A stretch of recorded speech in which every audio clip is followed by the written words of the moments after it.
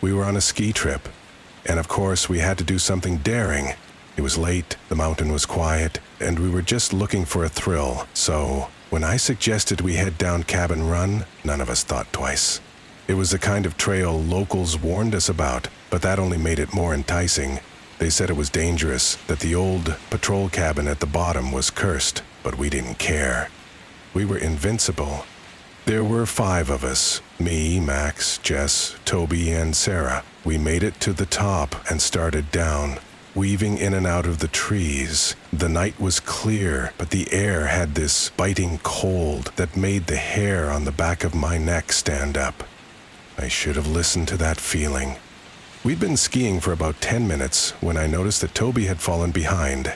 I called out to him, but there was no reply. Max, Sarah, and Jess didn't seem too concerned, so I kept going, hoping he'd catch up. But the longer we went, the more uneasy I felt. The silence out here was different, unnerving. Every time I looked over my shoulder, it was like the woods were swallowing us whole. Eventually, we reached the bottom, where the cabin stood like a decaying ghost. The lights from our headlamps bounced off the snow, casting long shadows against the rotting walls. The place looked like it hadn't been touched in years, if not decades. I glanced around. No sign of Toby. "Where is he?" Jess asked, her voice low. Max started walking toward the cabin, half joking. Maybe he decided to play a prank on us. But the joke felt hollow, like he wasn't trying to lighten the mood, but distract himself. I pushed open the cabin door, and we all followed. The inside was freezing. Dusty old furniture, windows boarded up, and the faint smell of mold. At first I thought I saw Toby standing in the corner, but when I called his name, he didn't move. It wasn't Toby. Not anymore. He was sitting in an old wooden chair, stiff as a board. His eyes were wide open, staring straight ahead, but there was no life in them. He was frozen, not just in the cold, but in terror. I felt my stomach twist, and for a second I couldn't breathe. My gaze wandered around the cabin, and that's when I saw it, carved into the wood of the walls. Names. Dozens of names, etched deep into the panels. Some were old, some fresh, but there was one that made my blood run cold. Max, Sarah, Jess, and my own name, Toby. I swallowed hard, trying to make sense of it, but before I could, I felt something shift behind me. And then I heard it, the sound of scratching, like claws on wood. I turned around just in time to see the door slam shut, trapping us inside. I wasn't planning to ski alone that day, but my group bailed last minute. Headaches, hangovers, the usual after a weekend trip. I didn't want to waste the fresh powder, so I took the shuttle up and told myself I'd just stick to the marked runs. No risks, no drama.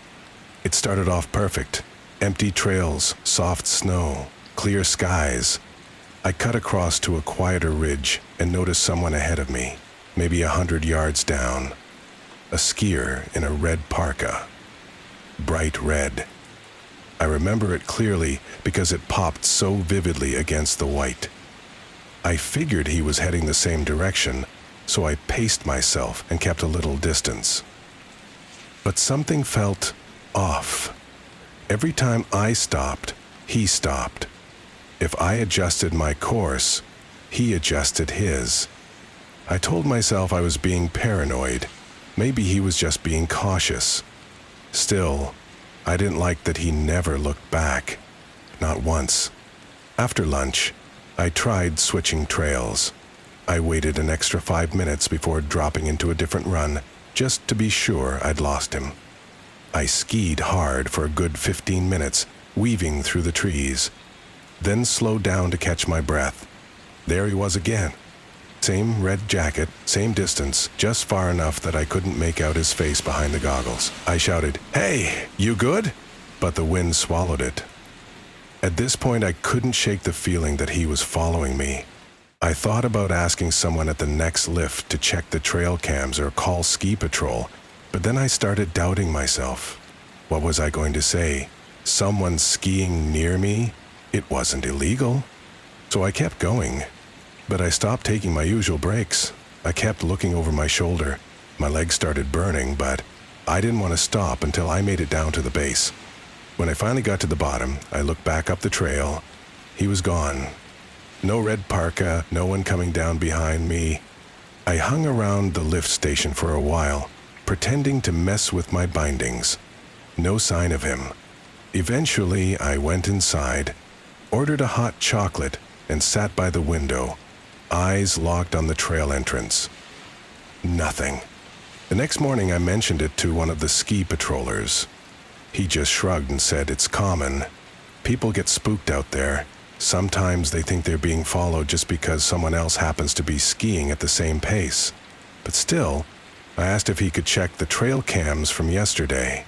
He said they weren't working on that ridge due to a storm last week. Figures. I never saw the red parka again. Maybe it was just a coincidence. Maybe I imagined parts of it. But I haven't gone skiing alone since, and I never will. I still can't believe we didn't take the warning seriously.